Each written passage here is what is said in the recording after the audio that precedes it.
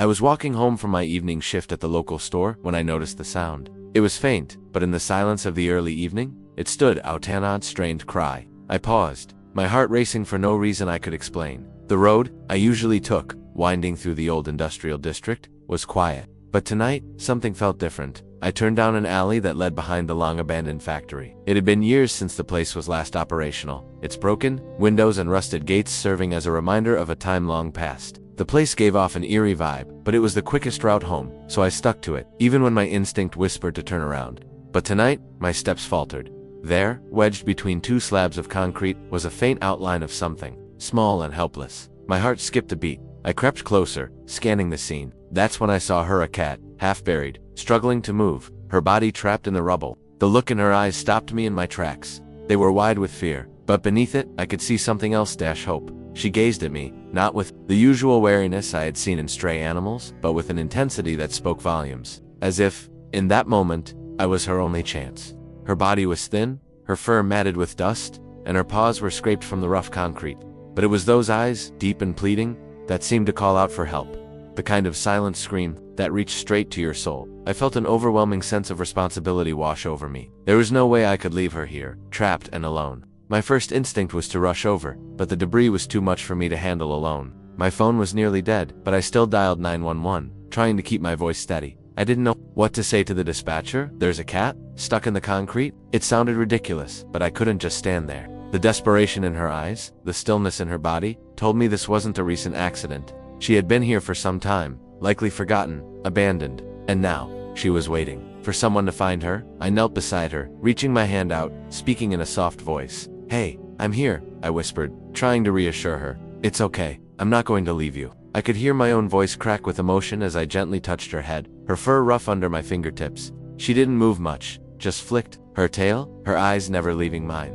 Minutes felt like hours as I waited for help to arrive. Each second I could feel the weight of the situation, the weight of a life left behind, forgotten by everyone except for this cat, who was now clinging to the only hope she had left. And as the evening air grew colder, I knew that I couldn't wait any longer. I needed to act fast, before it was too late. I knelt down next to the slab, my knees sinking into the dust-covered ground. The cat, still locked in the debris, was barely moving. Her eyes wide, filled with fear, yet somehow trusting, held mine in a way that sent a chill down my spine. She wasn't growling, wasn't scratching, or even trying to escape. She simply watched, her fur caked in layers of dirt, and her body wedged firmly in the rubble as if she had given up on any kind of rescue long ago. My first instinct was to try and pull her out, but I quickly realized that wasn't going to be easy. The concrete slab she was caught under was heavy, much heavier than I initially thought. It looked as though it had collapsed a long time ago, trapping her underneath. It was clear now that she had been there for days, maybe even longer. Her paws were raw, and her sides showed signs of irritation from where the sharp edges of the concrete had scraped against her skin. "Hang on, little one," I whispered, more to myself than to her. My fingers shook as I reached forward, but I couldn't quite touch her. I didn't want to cause her any more pain by moving the wrong way. The sound of my own breathing filled the silence. The only other sound was the faint rustling of leaves from the wind, but it felt like the world had paused for just a moment. I stayed still, trying to gather my thoughts. The cat's body barely moved, but I could see the rise and fall of her chest. She was alive, barely, but she was alive. I had no tools with me, just the phone in my pocket, and a desperate need to get her out. My first call was to 911, but it felt useless as I explained the situation. They couldn't promise anything quickly, but they assured me help was on the way. I hung up, but I knew that was not enough. I needed to get this cat out now. I thought back to when I'd seen the abandoned mill 100 times before. I used to walk past it every day without a second thought. Its rusted gates, broken windows, and the overgrown weeds had become a normal part of the landscape to me. But now, in this moment, it felt as though the place had become a tomb, one that was holding a life that needed to be saved. I quickly dialed Frank, an old friend from high school who worked in demolition. His company had the equipment I needed. I explained everything quickly, hoping he could help me in time. "There's a cat trapped under a concrete slab at the mill," I said, my voice shaky. "She's stuck, and I can't move it. Please, Frank, I need your help." I could hear the hesitation in his voice, but within minutes, he promised he would be there. I didn't know how long it would take, but I wasn't about to leave. Not now, not with her looking at me like I was the only one who could save her. Pulled my jacket tighter around me, feeling the cold seeping through the fabric. Time seemed to stretch. My phone battery was almost dead, but I didn't care. My thoughts kept circling back to the cat. I tried to comfort her, murmuring softly as I knelt closer, my hands trembling as I reached out and gently stroked her fur. She flinched at first but seemed to settle at the sound of my voice. I wanted to stay, wanted to hold her and tell her, Everything would be okay, but I knew I needed help, and I couldn't waste any more time. Just then, a cloud of dust appeared down the path. I squinted, realizing that the familiar dusty truck I had been waiting for was rumbling toward me. Frank's pickup, a rusty red thing, came to a halt, and Frank and 2 of his coworkers jumped out, carrying crowbars and tools. She's alive?" Frank asked as he came over, looking at the scene. His voice was steady, but I could tell he was concerned. It wasn't every day he was called out to help rescue a cat stuck under concrete. "I don't know how long she's been here, but she's still breathing," I said, looking at the cat again. Her eyes were still fixed on me, and I could see the faintest flicker of hope in them. Without another word, Frank and his team set to work, carefully assessing the situation. It took them a few minutes to figure out how to move the heavy slab. One wrong move, and we could break the cat's legs. Or worse. The weight of the concrete was too much for any of us to handle alone, and as the crew worked, I held my breath, praying they'd be able to lift it in time. I crouched down beside the cat again, offering her the last of my water.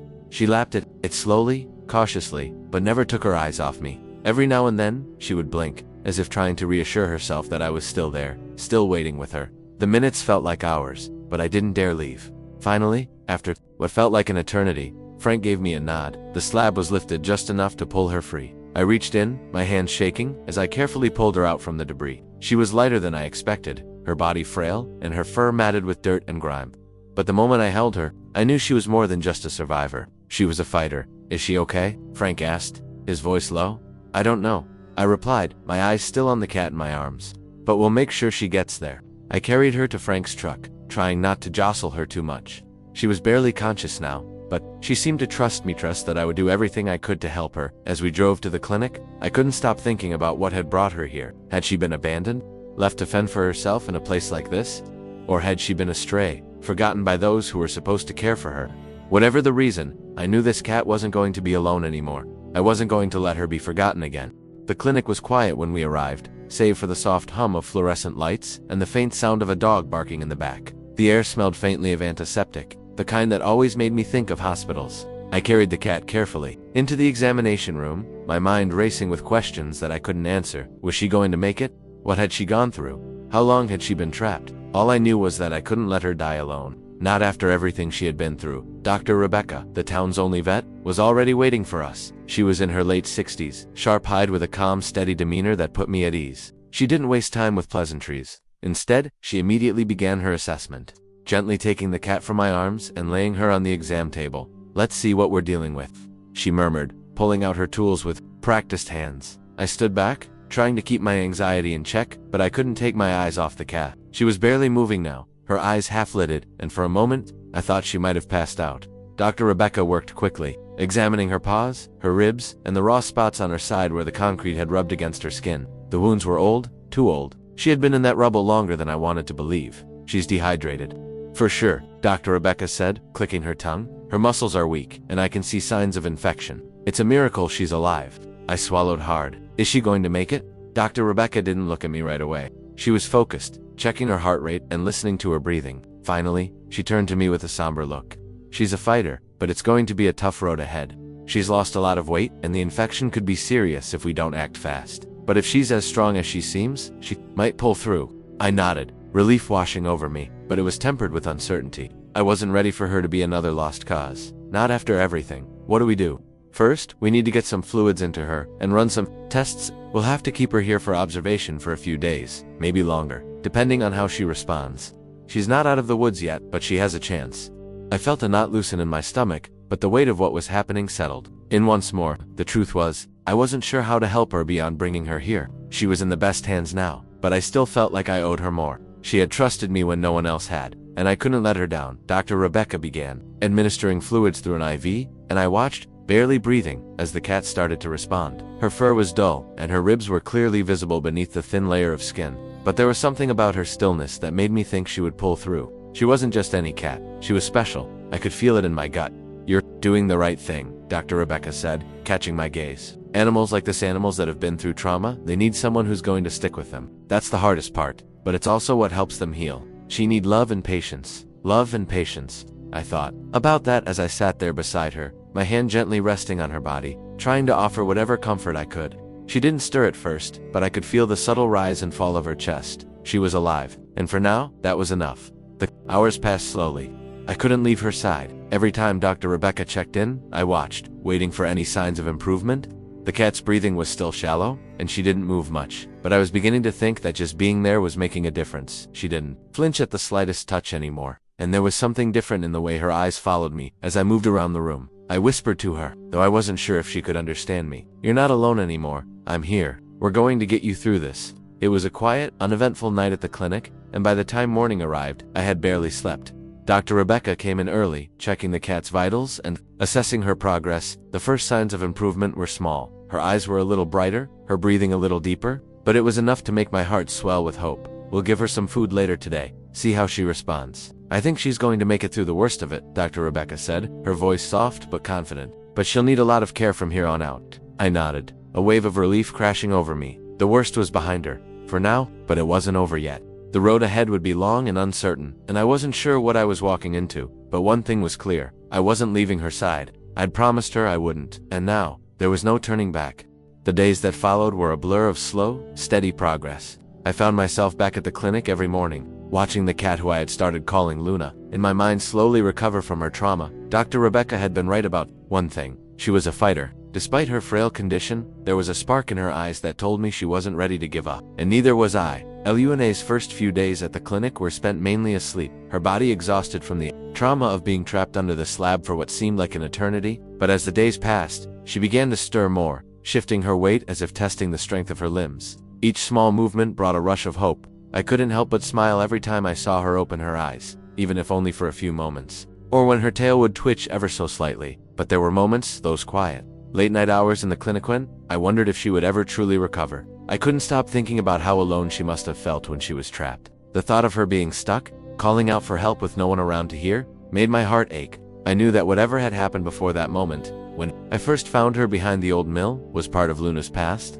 but what mattered now was the future, and I was determined to give her the chance at a better one. It was on the 5th day when she first tried to stand. I had been sitting by her side, reading a book and occasionally whispering words of comfort to her, when I saw her lift her head slightly. My heart skipped a beat. Her eyes were locked on me, and for the first time since I'd found her, she looked at me with something different, a recognition. "Luna," I whispered softly, my voice trembling. "You're doing great. Just a little more, okay?"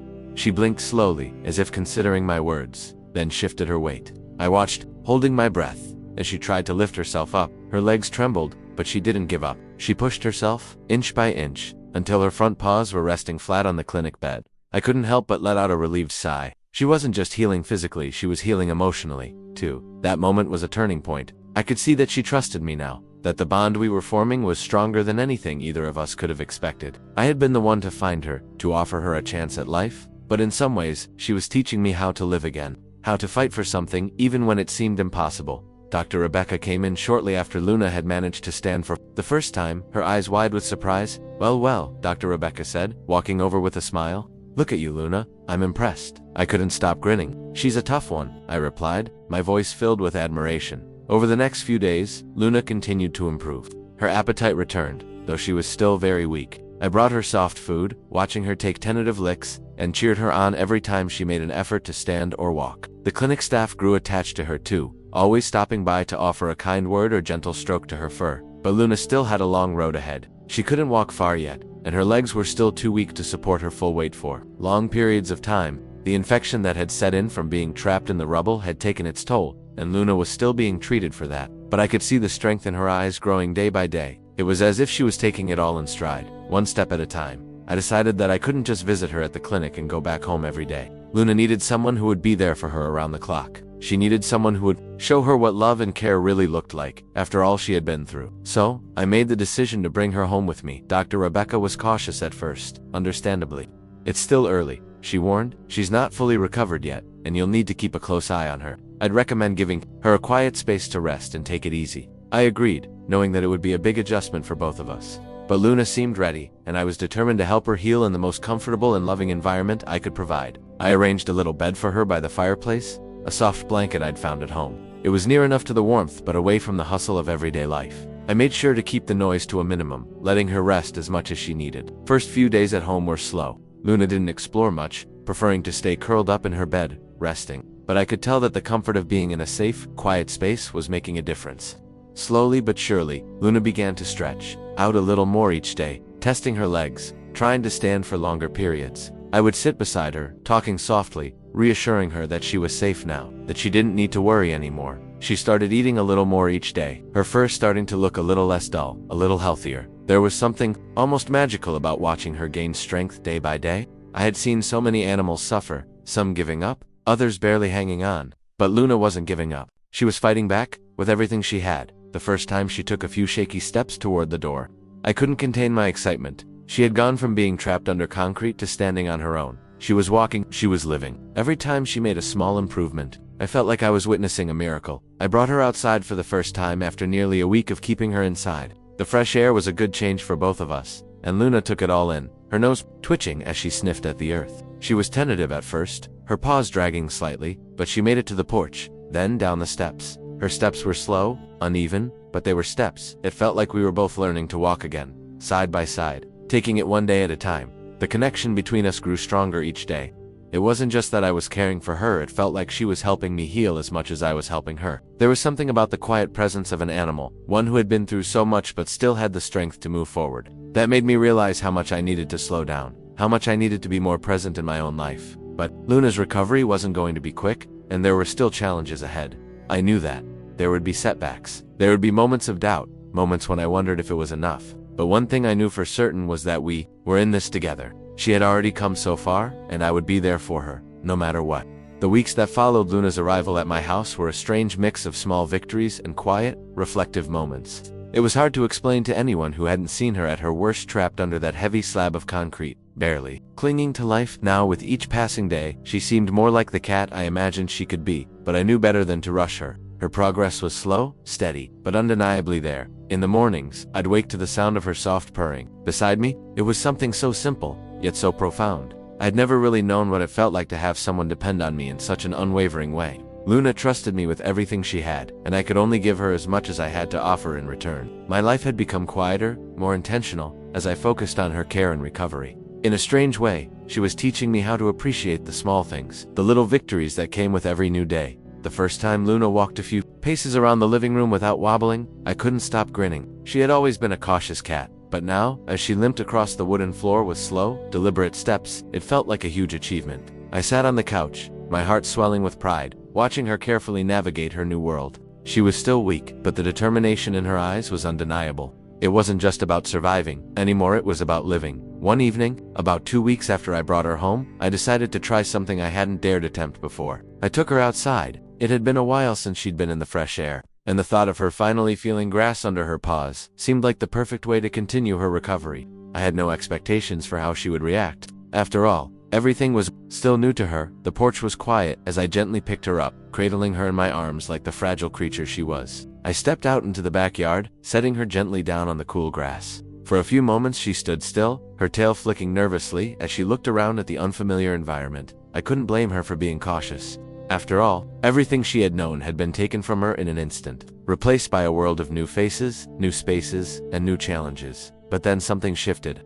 Her nose twitched, and she slowly took a step forward, then another, and another. Her legs were still shaky, but the way she moved was different this time, more confident, more assured. She took a few steps across the yard, pausing to sniff the air, her tail swishing in rhythm with her movements. It was a simple thing, but it felt monumental. I stood behind her, watching as she explored her new world, her once fragile body now moving with a sense of purpose. My heart swelled with pride, and for the first time in weeks, I felt a wave of peace settle over me. She was getting better. Slowly, surely, she was healing. The days that followed that moment were full of small but important milestones. Luna started to wander more, exploring the yard and the house with a renewed sense of curiosity. She would sit by the window for hours, watching the world outside, her head tilted slightly, as if trying to make sense of everything that had happened. To her. I spent a lot of time with her during those weeks. I would sit next to her as she gazed out the window, talking to her softly about everything and nothing. I never thought I'd find such comfort in the company of an animal, but Luna had a way of making me feel less alone. She had been through so much, and yet here she was alive, recovering, and learning to trust again. As Luna continued to gain strength, I noticed something else happening, something I hadn't expected. She began to seek me out more. At first, she had kept her distance, still uncertain about her place in this new life I was trying to give her. But now, she was always near me, whether it was curled up on the couch beside me or following me around the house like a shadow. It was as if she understood that she was safe now, that she wasn't going to be left behind again. One afternoon, after a few weeks of careful progress, I decided to take her to the local park. It was a simple idea, but one I had been nervous about. Luna had come a long way, but would she be ready for the world outside? Would the sounds, the people, and the other animals overwhelm her? I put her in the carrier, making sure she was comfortable, and we drove to the park. The moment I opened the carrier door and set it down on the ground, Luna hesitated. She looked around, her eyes wide and cautious, her body tense. I stayed close, not wanting to push her too fast, but hoping she would start to explore. Slowly, she stepped out of the carrier, her paws feeling the grass beneath her. She sniffed the air, then looked up at me, as if asking for reassurance. I smiled, crouching down to her level. "It's okay," I whispered. "You're safe here." And then, to my surprise, she trotted toward the nearby trees. She stopped beneath one of the branches, her eyes scanning the surroundings. It was as if she had been here before, like she knew this place, knew that it was safe. She even let out a small, tentative meow, as if announcing her presence to the world.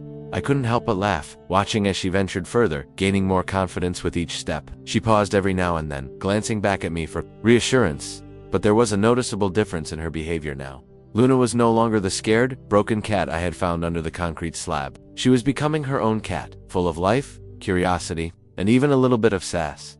After a while, we sat together on the grass, Luna curled up beside me, her head resting against my leg. It was moments like this, moments of quiet, shared companion, reminded me of why I had taken her in.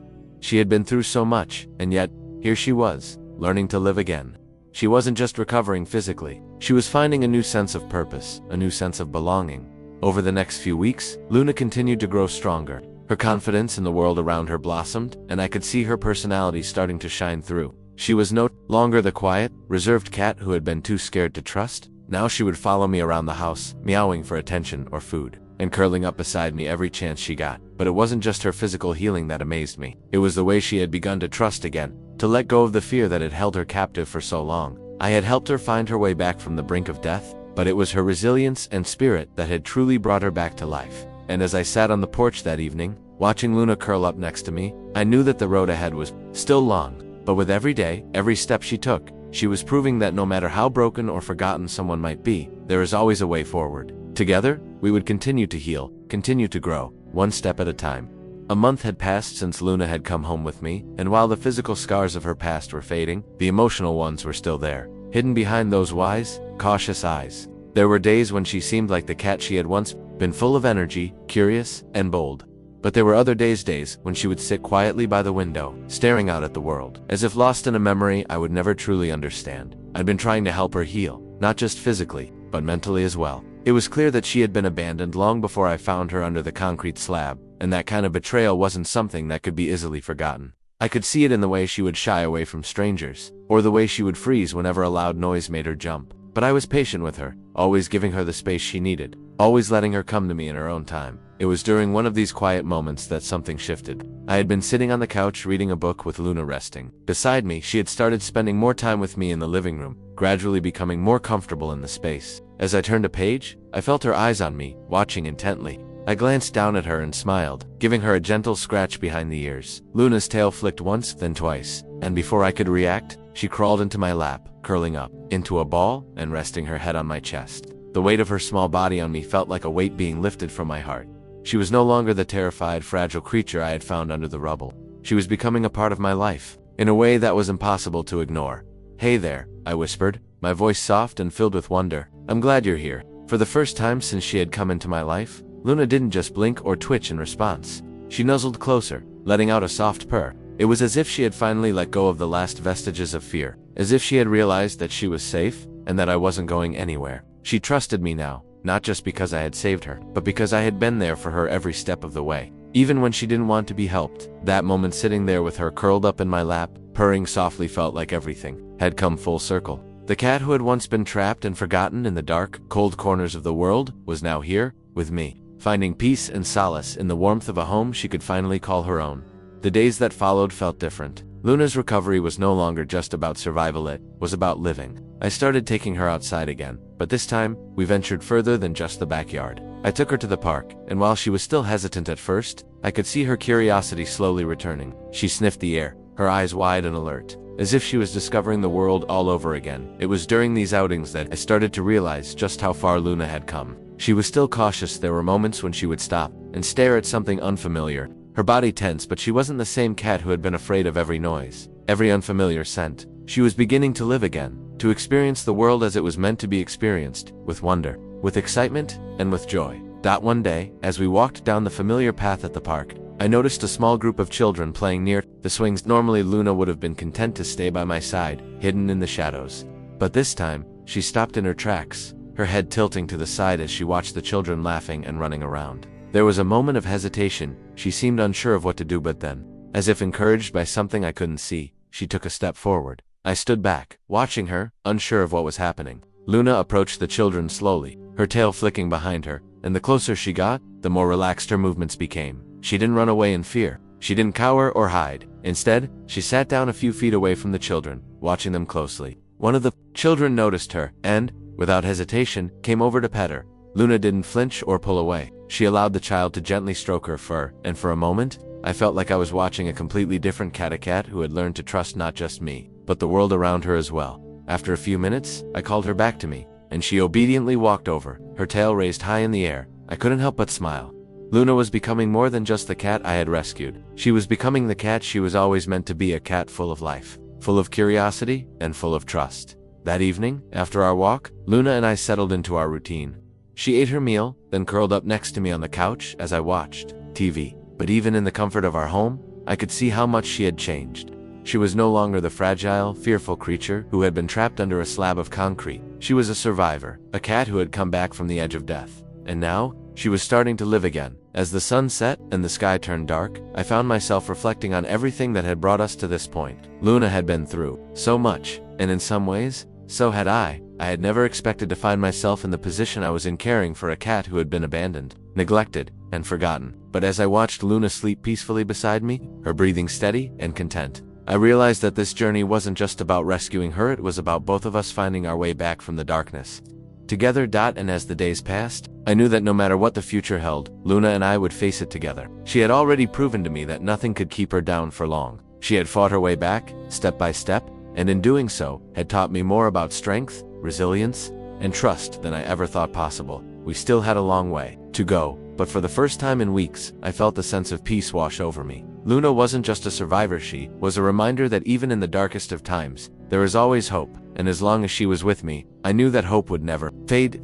The days continued to stretch out, each one blending into the next as Luna and I settled into a new rhythm. The once uncertain cat, who had been too terrified to trust anyone, had become a constant presence in my life. Her eyes, once filled with fear, now gleamed with curiosity. She was still cautious, still reserved in certain situations, but she was becoming her own cat again, finding comfort in the small things and discovering a world that at one time had seemed too vast, too overwhelming. But even as she continued to grow stronger, there were fleeting moments when I would catch her staring out the window, her eyes distant and thoughtful, as if she were still carrying the weight of her past. I didn't blame her for it. After all, the trauma she had endured wasn't something that could be erased with time. It was something she would carry with her always. One evening, as I sat on the porch with a cup of tea, Luna came out to join me, her steps slow but steady. She had begun spending more time outdoors, soaking in the fresh air and the sounds of the world around her. She still wasn't running around like the other cats in the neighborhood, but she seemed content to sit beside me, watching the birds or the squirrels, her eyes scanning every inch of the yard.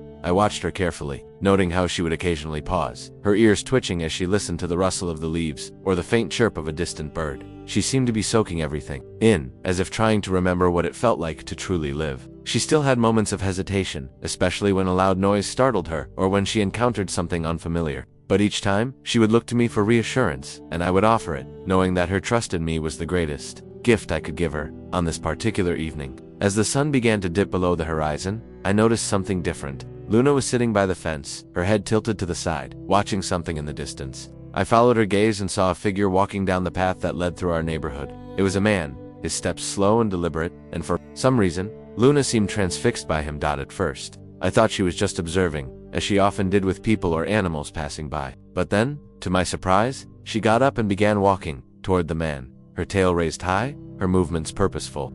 I felt a jolt of anxiety in my chest, unsure of what was happening. Luna had never been this confident in approaching a stranger, and I wasn't sure what had triggered this sudden change. "Luna," I called softly, but she didn't stop. Her steps quickened as she got closer to the man, who had stopped to look at her. I held my breath, waiting to see what would happen next. When Luna reached him, she did something I never expected. She rubbed her head against his leg, the way a cat does when it's seeking affection, trusting the person who had approached. The man knelt down, his hand outstretched, and without hesitation, Luna walked right up to him, allowing him to pet her.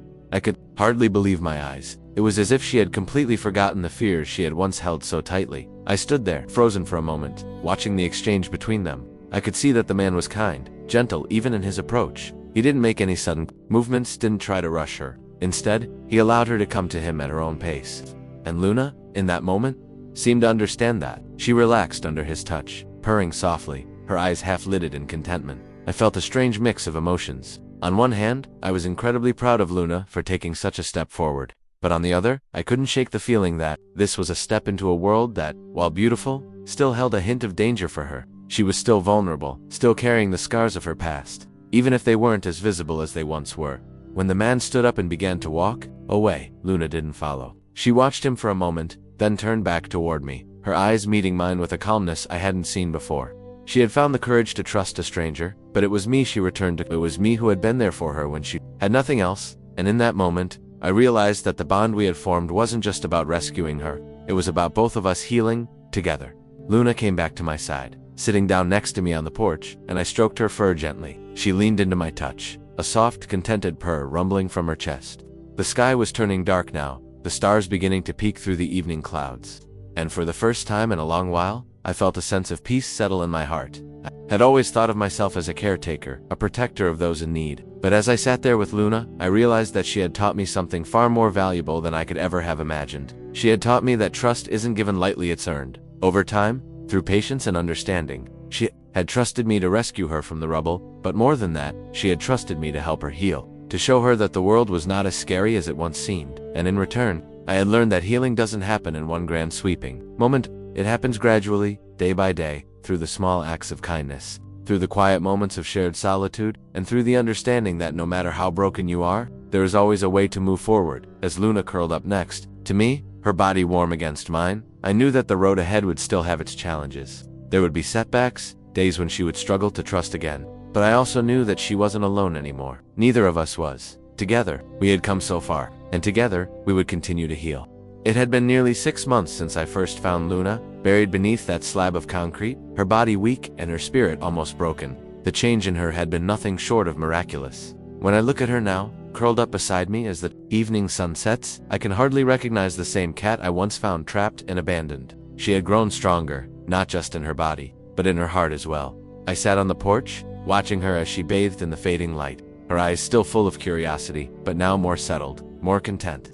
The once fearful, fragile cat who had been afraid of every new sound, every new face, had become a confident creature. She had learned to trust again, and I had learned to trust myself in ways I hadn't before. There were still moments, flickers of hesitation, a nervous glance at a loud sound, or the way her body stiffened when strangers came too close, but those moments were fewer now. Luna had come to understand that she wasn't alone anymore. She had a place, a home, a person who would never let her go, no matter what. I smiled softly as she padded over to my side, her tail flicking once before she hopped up beside me. She settled in, curling up with a contented sigh. I could feel the heat from her small body radiating against mine, the familiar comfort of her presence wrapping around me like a warm blanket. We didn't need to speak. We didn't need words to understand each other anymore. Luna had taught me more than I could have ever expected. She had taught me about patience, about resilience, and about the power of trust. But above all, she had shown me the true meaning of healing, not just for her, but for both of us. I had been there to save her, to give her a second chance at life, but in doing so,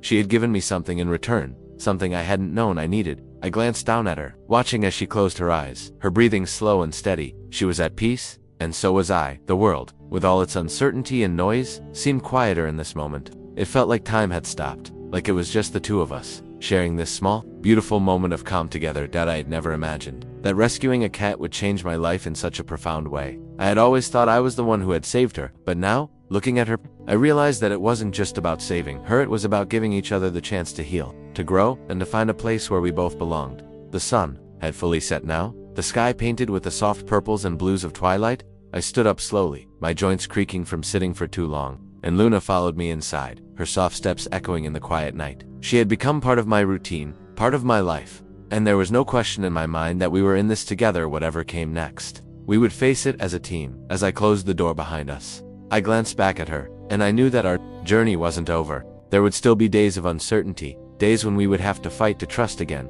to push past the fear that had once defined us. But with Luna by my side, I knew we would always find our way through.